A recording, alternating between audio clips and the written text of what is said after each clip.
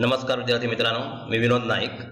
आपण पाहत आहोत विज्ञान भाग पहिला इयत्ता 10वी यामधील 7वा लेसन, ज्याचं नाव आहे भिंगे व त्यांचे उपयोग.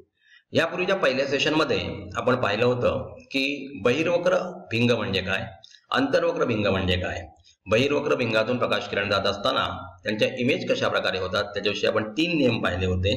त्यानंतर आपण 2 इमेज फॉर्मेशन बघितलं होतं की बहिर्वक्र भिंगातून समांतर रेस गेल्यानंतर कशा प्रकारे इमेज फॉर्म होते आणि अंतर्वक्र भिंगामुळे निर्माण होणारी इमेज कशी असते याच्याविषयी सुद्धा आपण बघितलं होतं. त्याचप्रमाणे अभिसरण म्हणजे काय किंवा अपसरण म्हणजे काय, म्हणजे कॉन्व्हर्जन्स म्हणजे काय आणि डायव्हर्जन्स म्हणजे काय याच्याविषयी आपण पाहिलं होतं. विद्यार्थी मित्रांनो, या दुसऱ्या सेशनमध्ये आपण काही फॉर्म्युले बघणार आहोत, जसं की विशालन म्हणजे काय, त्याचप्रमाणे लेन्सचा फॉर्म्युला कसा तयार केला जातो आणि इमेजेस कशा फॉर्म होतात. म्हणजे 6 प्रकारच्या इमेजेस आपण इथे पाहणार आहोत. चला तर विद्यार्थी मित्रांनो, पाहूया भिंगे व त्यांचे उपयोग याच्यामध्ये इमेज फॉर्मेशन. पहा, पहिली स्लाइड आपल्याला दिसते ज्याच्यामध्ये एक चार्ट तयार केलेला आहे, बहिर्गोल भिंगाद्वारे मिळणाऱ्या विविध प्रतिमा. आता आपण ह्या जर प्रतिमा काढण्याचा प्रयत्न केला तर लक्षात घ्या, पहिली जी प्रतिमा आपल्याला दिसते, अनंत अंतरावर वस्तूचे स्थान आहे. तर नाभी प्रतिमेचे स्थान नाभी F2 पाशी, प्रतिमेचा आकार खूपच लहान आणि प्रतिमेचे स्वरूप हे वास्तव व उलट. म्हणजे आपण पदार्थ जो आहे तो खूप अंतरावर, म्हणजे फॉर एक्झाम्पल समजा आपण जो कागद जाळण्याचा प्रयत्न करतो बहिर्वक्र भिंगाचा वापर करून, तो अशा प्रकारचा, सगळं सूर्य खूप लांब आहे, अनंत अंतरावर आहे. त्यावेळी आपल्याला बघा तो एक किरण जे असतात ते एका पॉइंट मध्ये एकत्र आलेले दिसतात, त्यामुळे तिथली हीट वाढते आणि त्यानुसार तिथे आग लागलेली आपल्याला दिसते. त्याप्रमाणे अनंत अंतर म्हणजे खूप इन्फिनिटी डिस्टन्सला आहे वस्तूचं स्थान आहे आणि प्रतिमेचे स्थान नाभी F2 पाशी. कारण सर्व समांतर किरण जेव्हा येतात तेव्हा याच्यातून जाताना, आपल्या भिंगातून जाताना त्या F2 म्हणजेच पहिल्या नियमाप्रमाणे त्या F2 पाशी सर्व किरण एकत्र येतील आणि त्यांची जी प्रतिमा मिळेल ती खूपच लहान मिळेल. परंतु या प्रतिमेचं स्वरूप जर आपण टॅली केलं तर ते वास्तव म्हणजे रिअल आणि इन्व्हर्टेड इमेज आपल्याला मिळेल. आता हळूहळू जसा ऑब्जेक्ट आपण जवळ आणू, म्हणजे 2F1 म्हणजे पहिलं जे वक्रता मध्य आहे त्याच्या मागे जर आपण पदार्थ ठेवला प्रिन्सिपल ऍक्सिसवर, तर प्रतिमेचे स्थान लक्षात घ्या F2 आणि 2F2 यांच्या दरम्यान. आता ह्या ज्या सगळ्या आकृत्या आहेत त्या आपण यांचा या टेबलचा अभ्यास करून आपल्या वहीवर काढायच्या आहेत. आता प्रतिमेचा आकार जो असतो तो वस्तूच्या आकारापेक्षा लहान असतो.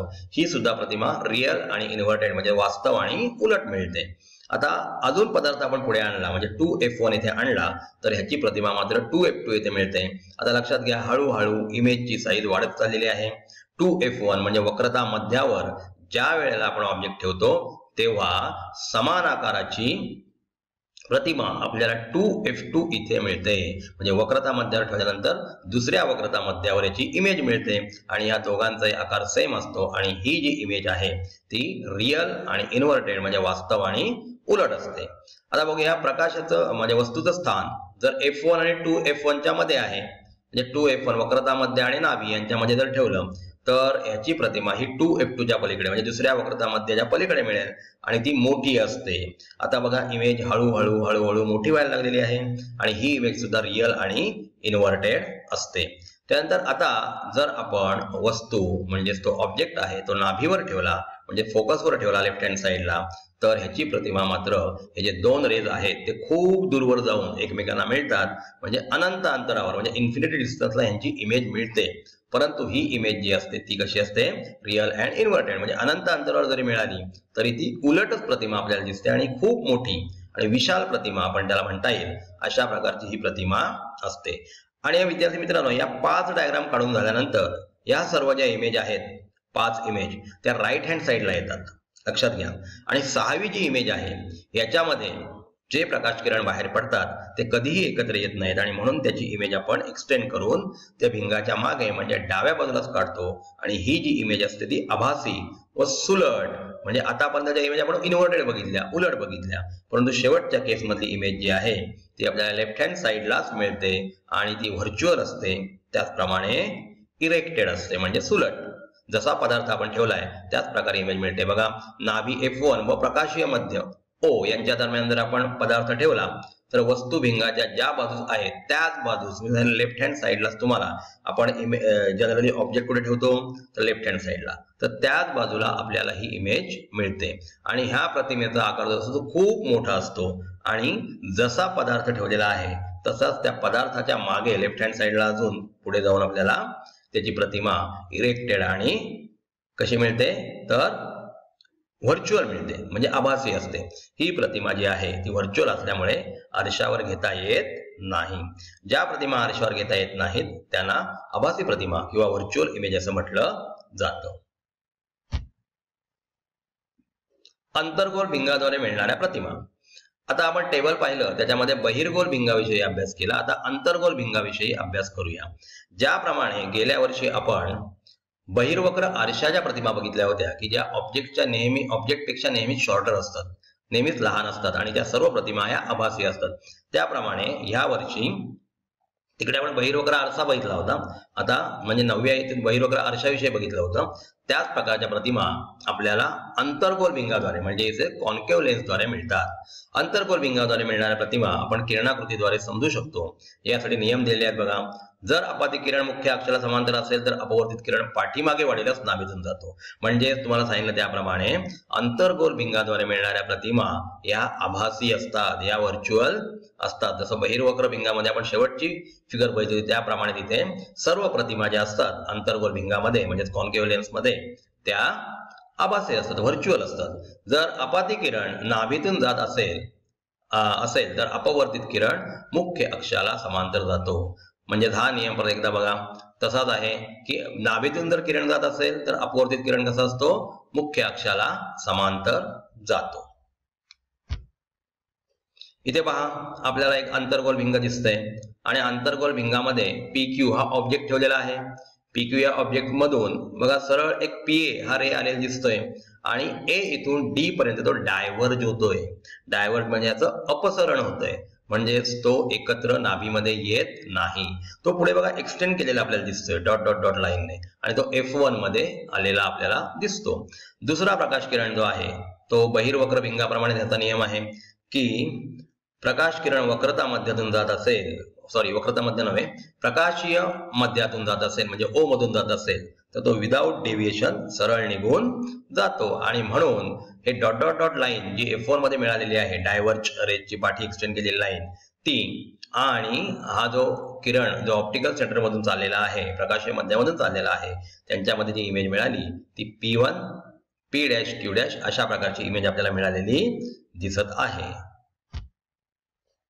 इथे पहा अंतर्वक्र आरशानुसार आरशावरून कशा प्रकारे प्रतिमा पडतात.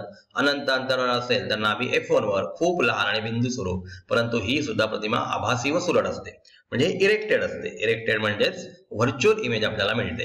प्रकाश केंद्र O व अनंत अंतर यामधील कोठेही ठेवली आपण तरी लक्षात घ्या या सर्व प्रतिमा लहान मिळतात. आपण जसं बहिर्वक्र भिंगासाठी बघितलं त्याप्रमाणे इथे सुद्धा अशा प्रकारच्या आकृत्या काढल्या तर सर्व आकृत्यांमध्ये बहिर्वक्र भिंगांमध्ये काय होत होतं तर जसा जसा ऑब्जेक्ट आपण जवळजवळ आणत जाऊ तशी इमेजची साईज वाढत जात होती. परंतु अंतर्वक्र भिंगानुसार मिळणाऱ्या सर्व प्रतिमा या त्या पदार्थाच्या उंचीपेक्षा किंवा पदार्थाच्या आकारापेक्षा लहान असतात आणि सर्वच प्रतिमा अंतर्वक्र भिंगामुळे ज्या मिळतात त्या आभासी व सुलट म्हणजे व्हर्च्युअल आणि इरेक्टेड असतात. इथे पहा आपल्याला न्यूमेरिक सॉल्व्ह करताना काही चिन्ह संकेत म्हणजे साइन कन्व्हेन्शन महत्वाचं आहे.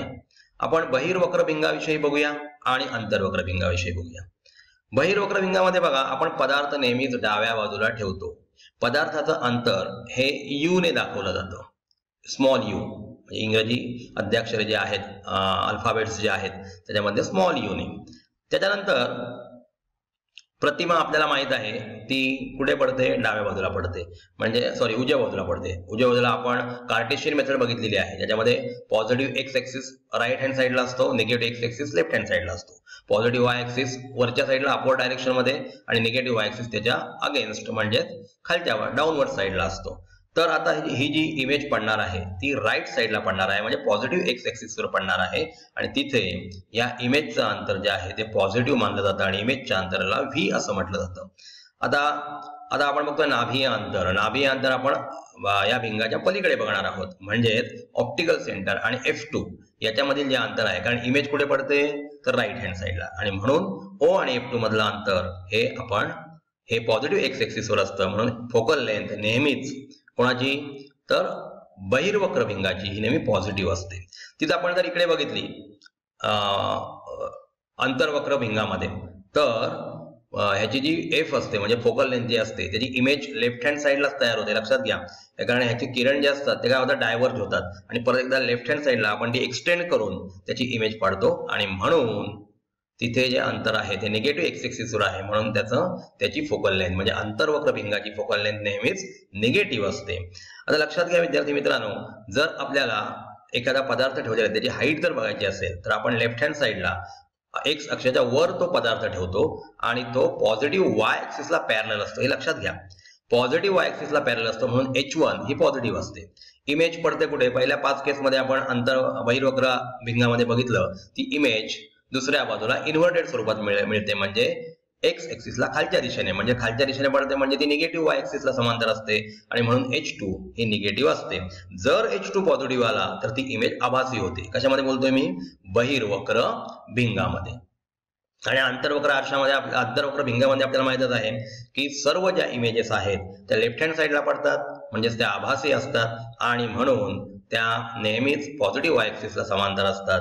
आता तुम्हाला सांगितलं त्याप्रमाणे अंतर्वक्र भिंगाचे नाभीय अंतर जे आहे ते निगेटिव्ह आहे, आणि बहिर्वक्र भिंगाचं नाभीय अंतर पॉझिटिव्ह असतं. आता इथे बघा भिंगाचं सूत्र आपल्याला दिसतंय, आणि या भिंगाच्या सूत्राचा वापर करून आपल्याला लेन्स फॉर्म्युलाचा वापर करून म्हणजे कोणतंही अंतर, इमेजचं अंतर काढू शकतो, किंवा पदार्थाचं अंतर काढू शकतो, किंवा फोकल लेंथ काढू शकतो. आणि त्यापैकी 2 गोष्टी जर माहित असतील तर तिसरी गोष्ट आपण ह्या फॉर्म्युल्याचा वापर करून काढू शकतो.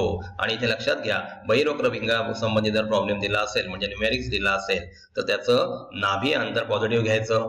त्याचा यू त्यांनी सांगितलं की एक पदार्थ बहिर्वक्र भिंगापासून 15 सेंटीमीटर अंतरावर ठेवलेला आहे, तर आपण घेताना तो u = -15 सेंटीमीटर घ्यायचं, कारण पदार्थ हा नेहमीच बहिर्वक्र भिंग किंवा अंतर्वक्र भिंगाच्या डाव्या बाजूला ठेवला जातो, म्हणजे तो निगेटिव्ह एक्स एक्सिसवर असतो, आणि म्हणून त्याने दिलं नसेल तरी आपण u बरोबर निगेटिव्ह घ्यायचा असतो. अशा प्रकारे आपण हा फॉर्म्युला वापरून आणि सूत्र वापरून आपल्याला इमेजचं अंतर हवं असेल, किंवा पदार्थाचं अंतर हवं असेल, किंवा फोकल लेंथ हवी असेल तर काहीही काढू शकतो. आता इथे पहा भिंगाचं सूत्र जसं आपण तिथे बघितलं त्याप्रमाणे वस्तूचे अंतर u, प्रतिमेचे अंतर v आणि भिंगाच्या नाभीय अंतर जर f असेल तर यांचा परस्पर संबंध दाखवणारे सूत्र म्हणजे 1/v - 1/u = 1/f या सूत्राचा वापर करून आपण न्यूमेरिक्स सॉल्व्ह करू शकतो. कार्टेशियन मेथड नुसार आपण बघितलं की कशा प्रकारे चिन्ह संकेत दिला जातो. Positive x axis, Cartesian method म्हणजे एक्स आणि वाय हे अक्ष, जसं आपण ट्रिगोनोमेट्री मध्ये किंवा गणितामध्ये कोऑर्डिनेट जॉमेट्री मध्ये बघतो, एक्स आणि वाय ऍक्सिस, आणि मध्य भागावर जर आपण भिंग ठेवलं तर लेफ्ट हँड साइड म्हणजे निगेटिव्ह एक्स एक्सिस आला, राईट हँड साइड म्हणजे पॉझिटिव्ह एक्स एक्सिस आला. तसंच अपवर्ड म्हणजे वरची डायरेक्शन जी आहे ती पॉझिटिव्ह ऍक्सिस, आणि खालची डायरेक्शन जी आहे ती निगेटिव्ह वाय ऍक्सिस असते, आणि अशा प्रकारे ही अंतर मोजली जातात. आता बघूया आपण मॅग्निफिकेशन म्हणजे विशालन. आपण पिक्चर बघत असताना थिएटरमध्ये बघा पडद्यावर फार मोठी इमेज आपल्याला दिसते, म्हणजे त्याचं छोट्या ऑब्जेक्टचं रूपांतर मोठ्या इमेजमध्ये केलेलं असतं. याला विशालन किंवा मॅग्निफिकेशन असं म्हणतात. आता भिंगामुळे होणारे विशालन हे प्रतिमेच्या उंचीचे H2 वस्तूच्या उंचीशी H1 असणारे गुणोत्तर आहे, म्हणजे प्रतिमेची उंची भागिले वस्तूची उंची, म्हणजे प्रतिमेच्या उंचीला आपण H2 म्हणतो तर वस्तूच्या उंचीला आपण H1 म्हणतो. म्हणून मॅग्निफिकेशनचा फॉर्म्युला m बरोबर म्हणजे विशालन m बरोबर H2/H1 असा हा फॉर्म्युला येतो. भिंगामुळे होणारे विशालन, आता आपण H2 आणि H1 त्यांच्या उंचीवरून बघितलं होतं. आता अंतरावरून सुद्धा आपल्याला विशालन काढता येतं. याच्यासाठी फॉर्म्युला आहे वस्तूचे अंतर u आणि प्रतिमेचे अंतर v यांच्याशी देखील त्यांचा संबंध आहे, म्हणजे प्रतिमेचे अंतर छेद वस्तूचे अंतर, म्हणजेच v प्रतिमेच्या अंतरला v म्हटलं जातं आणि वस्तूच्या अंतरला u म्हटलं जातं, आणि त्याप्रमाणे इथे हे m बरोबर विशालन बरोबर v/u म्हणजेच H2/H1 सुद्धा फॉर्म्युला आपण वापरू शकतो. तर विद्यार्थी मित्रांनो, आपण या सेशन मध्ये काय काय शिकलो, कशा प्रकारे ऑब्जेक्ट आपण अनंत अंतरावर ठेवून पोल आणि ह्याच्या ऑप्टिकल सेंटर आणि फोकसच्या मध्ये आणून कशा प्रकारच्या इमेज मिळतात. त्याच्यानंतर आपण चिन्ह संकेत म्हणजेच साइन कन्व्हेन्शन पाहिलं आणि त्यावरून आपण न्यूमेरिक सॉल्व्ह करताना आपल्याला कोणतीही अडचण येणार नाही असा आपण विचार केला की कार्टेशियन मेथडनुसार यू जर पदार्थाचं अंतर काढायचं तर किती घ्यायचं, इमेजचं अंतर जर पॉझिटिव्ह आलं ती कुठे असेल, निगेटिव्ह आलं तर ती कुठे असेल, म्हणजे अशा विषयी आभासी असेल का, रिअल असेल का, इन्व्हर्टेड असेल का, अशा याच्याविषयी आपण ह्या सेशन मार्फत जाणून घेतलं. धन्यवाद.